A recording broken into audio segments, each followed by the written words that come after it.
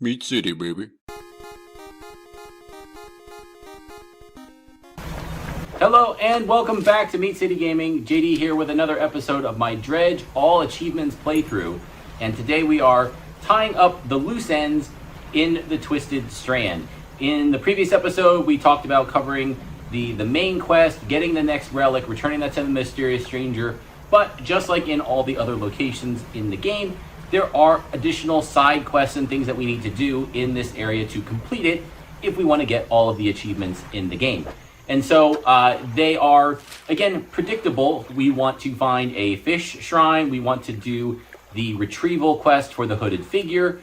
And then there's also some other side quests in the area as well. As I covered in the previous video, the challenge for this location is that it has these twisted, narrow pathways, not quite a maze, but similar in that you've got these narrow winding channels, and they have little barriers that can raise and drop at certain times of day, cutting off certain paths, opening up certain paths as the day goes on. So navigation is a bit of a challenge in this area. You do have the map, so again, if you're careful, if you have a plan put together and you follow it methodically, you'll find everything, you'll get this done. But if you just kind of wing it like the other locations where, oh, I'm in the open, I know that cliff, I know that passage, you're good. Not quite so much here. It is a little bit more difficult than that. So turning to the specifics for the fish shrine, it's in like, so there's the outer ring of this island chain, and then there's the first ring inside that. So inside that first ring, and it's all the way to, I believe, the west side at kind of 9 o'clock if the island is a clock. That is where the fish shrine is. It is tucked in some brambles, in some roots.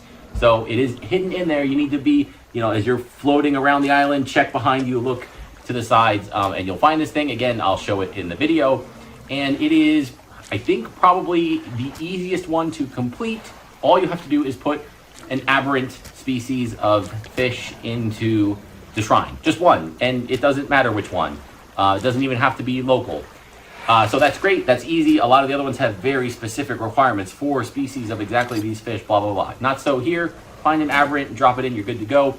Unfortunately, the reward kind of matches the effort. It is, I believe it's called the tendon rod. And it's fine. It gives you access to 3 different kinds of fishing locations. But at this point in the game, you're probably going to be able to buy something better than it. So unlike the crab pot, which is just the best throughout the game and stays the best, and some of the other rewards which are very handy in terms of accessing things that you might not have otherwise access to, this one kind of falls behind a little bit. But we still need to complete it to knock off all of the fish shrines. And then the hooded figure is actually just outside that main island chain. So it's kind of a circle, again, with all those winding paths twisting through it. Just to the south of that, right in the middle, there's a larger, side island. There's all the big islands. This is a larger of the small islands. So it's directly south. On the back side, I believe, is the hooded figure. And he will request 3 rounds of fish deliveries to complete his quest to get another book, which you need to do to advance through all of the hooded figure side quests as well.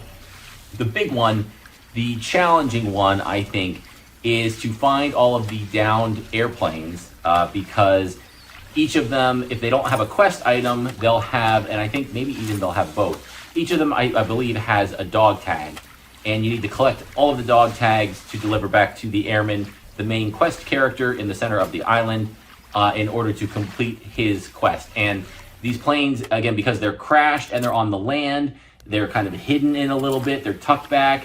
You need to do all the paths. You need to kind of wind through and make sure you're finding all of the little twisty locations through the island chain.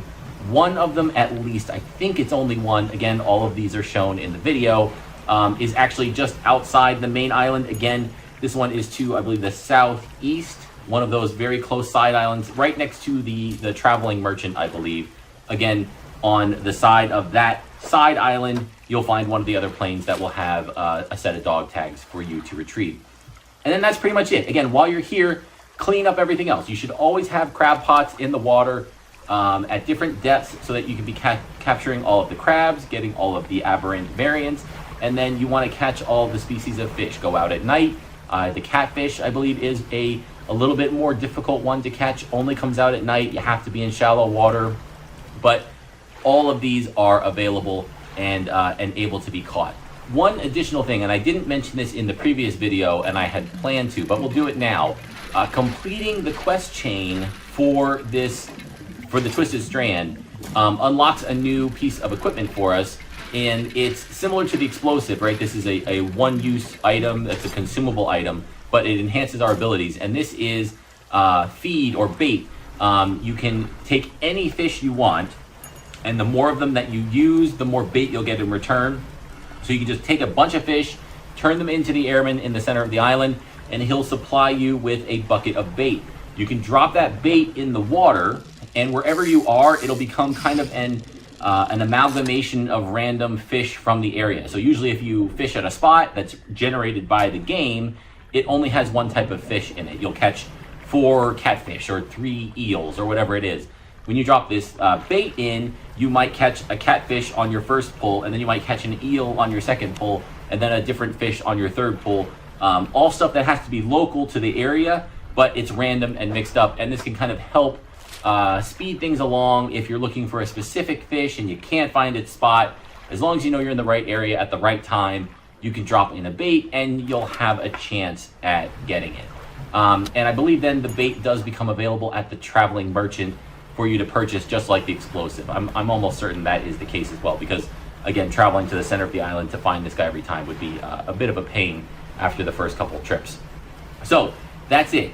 Wrap up the side quest, make use of the bait, keep 1 or 2 on hand at all times, find all the fish, find all the aberrants, and then we'll move on to the next location in the game. Thank you for joining me, and I'll see you then.